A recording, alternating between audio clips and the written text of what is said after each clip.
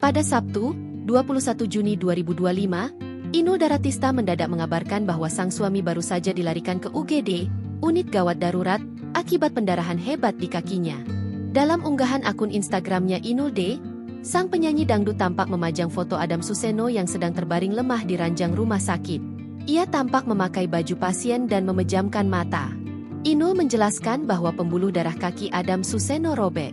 Hal itulah yang membuat Adam pendarahan hebat hingga pingsan. Inul mengatakan hal itu terjadi saat suaminya membersihkan kolam ikan. Saat itu, kaki Adam terkena batu karang tajam. Setelah dibawa ke rumah sakit, diketahui bahwa pembuluh darah di kaki pria yang akrab disapa Mas Adam itu robek, hingga harus dijahit sebanyak 8 jahitan. Selain itu, ia juga harus menjalani operasi kecil dan dibius total. Pada unggahan lainnya, ibu satu anak ini pun tak lupa memberikan update kondisi Adam Suseno pasca operasi. Suami Inul Daratista itu pun diketahui telah dipindahkan ke kamar perawatan. Lucunya, di antara kondisi setengah sadar, Adam terlihat mengigau. Ia meminta sang istri untuk menyiapkan sop buntut untuk dirinya. Wajah Inul Daratista pun sudah tampak lebih lega dan senyum tersungging di bibirnya.